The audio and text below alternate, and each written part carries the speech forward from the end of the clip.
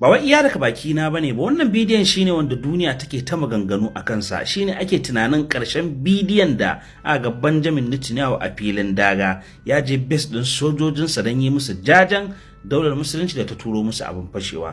To daga nan ba ƙara ganin sa a filin daga ba kamar da duniya ta tabbatar, ba wai daga baki na ba. Kamar yadda wannan bidiyon ya karaɗe social media, bangaren turawan, bangaren larabawan, bangaren afirka, bangaren su kansu yahudawan suna ta maganganu akan cewa kwarai da gaske washe gari lokacin da Nitin ya tafi zuwa wani taro da shi da mukarrabansa, a nan daular musulunci ya samu dama harbo masa wani makami, inda wannan makamin ya same su ga baki ɗayansu.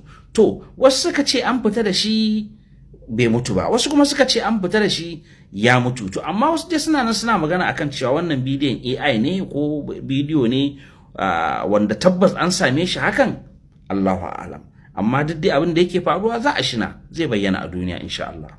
Kamar yadda suka ƙara tabbatar da wannan bidiyon cewa shine lokacin da aka shigar da shi asibiti, ta kuma wani janibin su kansu yahudawan sun fito sun nuna rashin jin daɗin su da zanga-zanga na ganin ya ɗauki kwana da kwanaki bai magana ba, domin ko shine yake jan wannan yakin, shine yake magana da yawun bakin ƙasar, kuma shine yake wa sojoji magana, kuma dukkanin wani abu da za su yi mutum da shi da Trump suke magana. To me isa bai fito ya magana ba, musamman a cikin wannan kwana? Kamar yadda manya-manyan manema labarai kamar su Wall Street Journal suka tabbatar da duniya cewa a wannan rana akwai zama tsakanin Steve Bog da shi da Netanyahu. To amma 'yan mintuna kaɗan sai aka ce an fasa wannan zama. To wai menene yake faruwa, me hujjar fasa wannan zaman a yau duniya bayani. Wannan shine Yair dan gidan Benjamin Netanyahu, wanda baki ɗaya ba a saba jinsa a social media ba, musamman baya magana. Amma tunda aka fito ake tabbatar da cewa mutuwan mahaifinsa, a kullun sai ya fito yayi rubutu sama da guda 40. Ya rubuta maganganu dai wasu iri, an kasa gane me yake nufi. Ta jarumin gwamnatin Yahuda suka ce yana cikin wannan gidan, amma abin mamaki shine sun bawa gidan wani irin mummunan tsaro, ba wanda ya isa ya ganshi, kuma shi ma ba zai ga wani ba. Abin mamakin shine an saba ganin sa da shi da Donald Trump, kuma an saba ganin sa da shi da mukarrabansa. To amma me yasa wannan karan bai fito ya zauna da su ba? Kamar yadda kakkamanta da ni da kai mun ga wannan bidiyon yana yawo a duniya, wanda duniya ta tabbatar da cewa hannunsa sun fito guda 6, to na fannin kuma sun fito guda 3. To amma duk duniya sun tabbatar da wannan bidiyo fa AI ne, kuma an ce yayi shi a cikin wannan gida ne. Masana hoto da suka ƙara bincike akan wannan bidiyo sai suka gano tabbacin cewa AI ne, domin haƙoransa ma ba sa bayyana, suna bacewa, bakin yana zama baki. AI ne. The Iranians struck the home of Benjamin Netanyahu. They killed his brother. They struck the home of Ben Gvir. Kamar yadda akwai manya-manyan gidan yada labarai na duniya sun fara fitowa sun fara bayyana mutuwarsa, amma da ƙarshe sai gashi jiya ya ƙara fitowa ya ƙara tabbatarwa da duniya cewa bai mutu ba. Amma ku kula da siffarsa, anya wannan shine ko kuma shi ma AI din ne aka yi? Za a ƙara binkitawa a tabbatar. Shi kansa gogan naku duniya ta kasa gane menene yake faruwa da shi, saboda wasu abubuwa ne suke ta faruwa da shi, wasu irin tabubbuka ne suke ta bayyana a jikinsa, a hannunsa, a wuyansa, wasu abubuwa da ya gashi nan. Yayin da aka yi mata tambaya me hujjar wannan, yace a'a yana amfani da wata allura ce wacce ake kiranta aspirin, ita ce take masa haka, sannan kuma yana yawan cin abincin McDonald's. Ina jin kai ma ka ga wannan bidiyon yayin da Benjamin ya bayyana a wani gurin sai da kofi, yake nuna al'umma cewa shi fa yana nan da ransa, kamar da duniya ta fito tana propaganda hannayensa 6, to ga hannayensa guda 5 ya sha kofi kuma yana dariya. Ina jin ka ga wannan bidiyon. Ya ci gaba da cewa ina son naji ina shan kofi. Masu binciken hotuna suka ce ba kai bane ba, AI ne shi ma.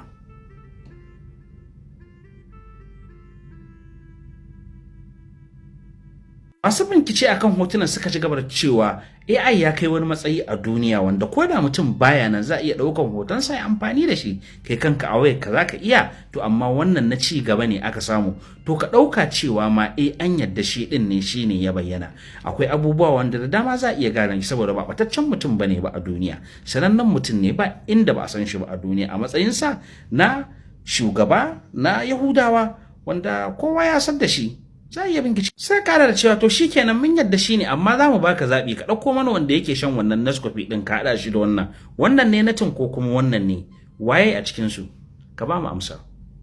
Sai kara da cewa zaɓi ya rage gare ka, tsakanin wannan da wannan dole ka zaɓi guda ɗaya, amma idan ka kula za ga ai tsayin fuskar ba iri ɗaya bane ba, goshin ba ɗaya bane ba, girar ba ɗaya bane, idan ba ɗaya bane, shatan bakin nasu ma ga baki ɗaya akwai bambanci, kai tsayin nasu ma akwai bambanci sosai da sosai, amma za ka iya zaɓi, wannan ra'ayinka ne ga su nan.